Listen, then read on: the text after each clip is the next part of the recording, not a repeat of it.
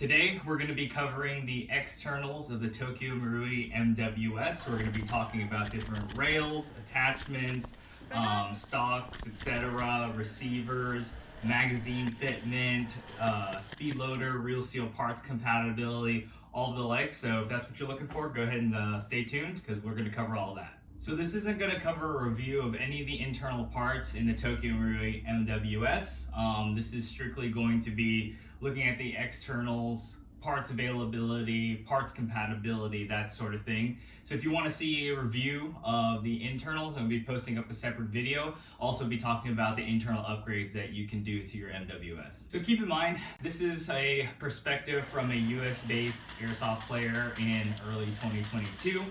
Parts availability or availability in the country that you reside in may be different. Also, all the brands and accessories that we're talking about today are purchased with my own money, so no affiliation with anybody that we're speaking about today. All right, so with all that out of the way now, I want to start with the first and most common question that's always asked.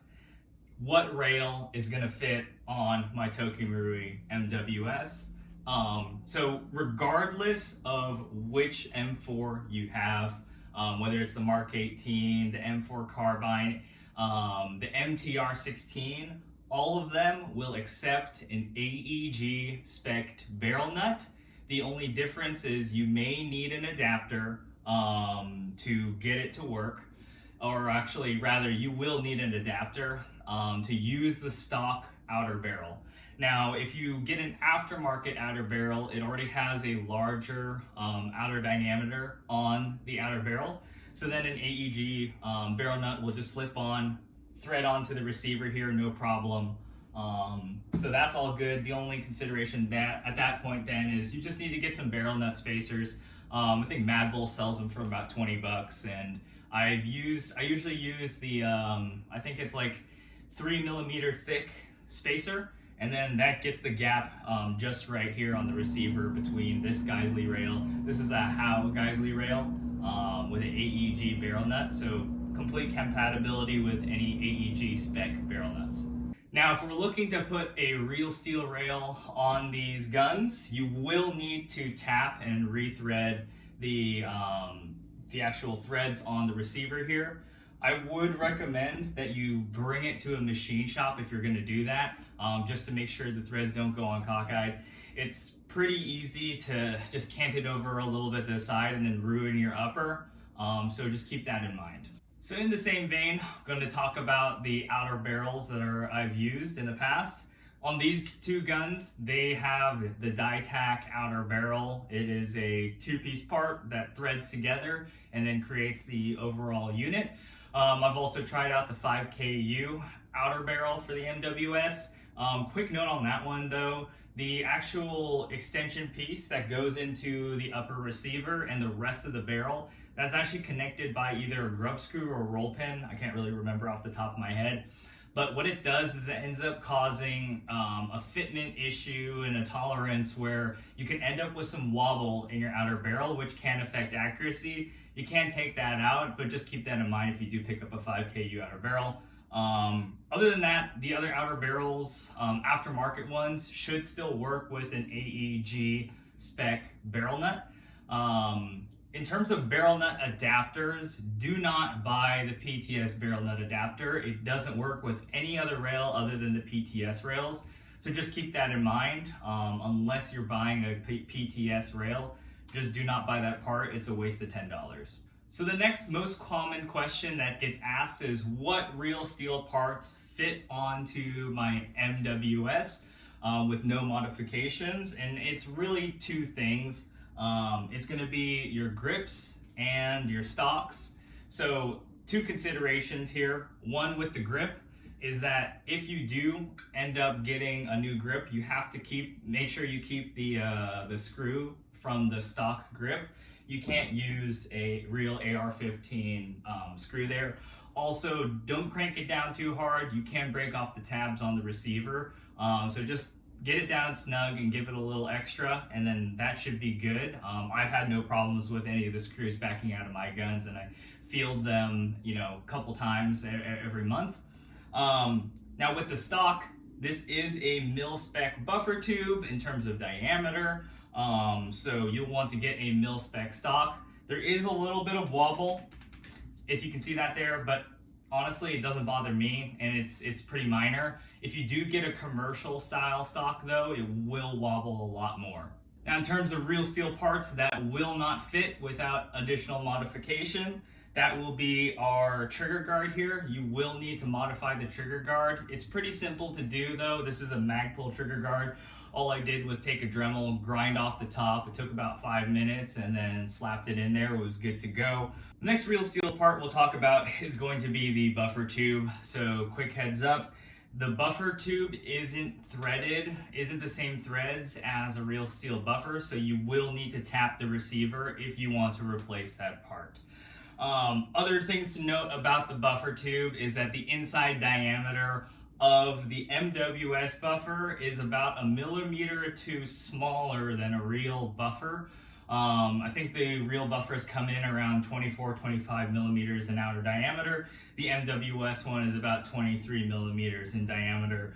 So you won't be able to put a real steel buffer into the gun. But if you do pick up a G&P V2 buffer tube, that does thread in straight into the receiver. It has a little bit larger diameter as well, so you can potentially put a real steel or real spec buffer into these guns to run a little heavier recoil setup. So another real steel part that you can get onto the guns with some modification would be the sling plate. You can grind down the backside so that it fits into the receiver. Personally, I wouldn't recommend it. It's not what I've done on my guns. I'm running a G&P sling plate on the back of this MWS and then an Angry Gun sling plate on the back of this MWS using the stock buffer tubes. Getting a Angry Gun sling plate, which is a little bit more low profile, as you can see here, as opposed to this one, which has this kind of big bulbous thing going on there. It is a little bit tougher. You do have to order it from overseas. But if you're looking for that low profile look, then I definitely recommend it. But the G&P one you should be able to get in the United States fairly easily. So next up is going to be charging handles. The charging handle here, this is MWS specific, so no real steel parts will work. I've also tried to retrofit, so this is actually a MDT Mission First extended latch that I tried to replace on the stock MWS handle. It didn't fit. There's a difference between spring sizes and then the latch point and as well as the roll pin diameter. So wasn't able to get it to work. I'm sure I could do it with modification, but ended up just buying a new latch anyway. I personally use the Strike Industries EMG latch. It's very easy to get. You can also get the PTS Radian latch, so that works as well. And then obviously, if you go overseas, you can get a lot more options. The next question that often comes up is, hey, will a Type 89 mag fit in my MWS? And what's the round count or capacity of each one of the magazines? So I've got a Type 89 mag here. We're just gonna stick it in the gun. Boom, goes in no problem, comes out no problem. And then I've got an M4 mag here. Boom, no problem. And it shoots good. Notice no reliability difference between the two types of magazines.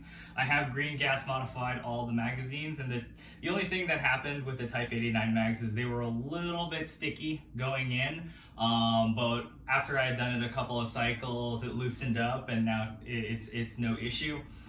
In terms of round capacity for these magazines, each one of these takes 35 rounds. I know it says 30, 35 on when you're purchasing them, but they all take 35 rounds, no problem. Another thing that comes up as well is going to be speed loader compatibility. What I have found is the best is actually a Tokyo Marui XL speed loader. It holds about 350 rounds. It comes with this gas mag adapter and a regular BB loader here. These things work great and they're super reliable. I had a couple of KWA ones that were a little bit, they're kind of the same build, but they just never worked and they always broke. If you've ever had one, you know what I'm talking about. But this has been working really well. I have 2 of them and they load up all of my gas magazines, no problem, game after game. So next up, I'm gonna be talking about the some specific accessories that you might want to add to your gun. On this rifle, I have a bad lever attached. You cannot just put a bad lever on an MWS. You need to get a lightweight Z plate, and I'll show a photo of that up on the screen. There is a slight difference between the Howe Z plate and the stock MWS Z plate. The Howe Z plate actually catches the bolt a little bit further forward, and so you can see a little bit more of the bolt here, whereas normally it would lock back in about that position. But I mean, it's well worth it. The gun still fires reliably. The bad lever is awesome. Definitely recommend you pick up one if you haven't used one before. It makes reloading a lot faster, and if you don't have ambi controls, it helps out as well because you can access the controls from both sides. So the last thing I want to cover today is going to be the receiver sets for the MWS M4. So I know that Howe, G&P, Diatac, Angry Gun, and some others make external receiver sets. They are very expensive though. I mean, you're paying more than a real receiver set to buy one of those aftermarket ones. So keep that in mind. Also, I've heard that there are compatibility issues with them and just tolerance and fitment issues as well. So just keep that in mind. Personally, I recommend just sticking with the stock TM receiver set. It's cast aluminum, it's Cerakoted, it's pretty dang durable, and you're not gonna have a lot of issues. You can get some brand new ones from Japan Direct, from Impulse JP 101. But I actually got mine from, used from the forums and on the different TM owners forums as well. So go ahead, just keep your eyes peeled. You can pick up an upper receiver and, swap out uppers for different lengths, which is a really nice thing about gas blowback. So that about covers it for the externals of the Tokyo Marui M4 MWS. I will be putting together a second video detailing the internal upgrades, parts availability, accurizations, all that sort of thing. So go ahead and subscribe to the channel, get a notification when that video comes out. And hey, if this video was helpful in any way, go ahead and give it a like.